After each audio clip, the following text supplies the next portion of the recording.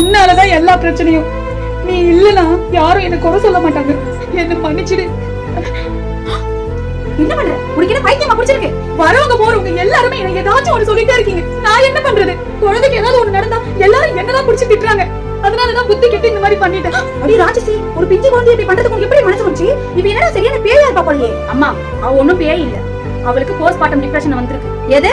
Postmortem டிப்ரெஷனா? அப்படின்னா பிரசவத்துக்கு அப்புறம் ஒரு விதமான மன கஷ்டம் வந்துரும்.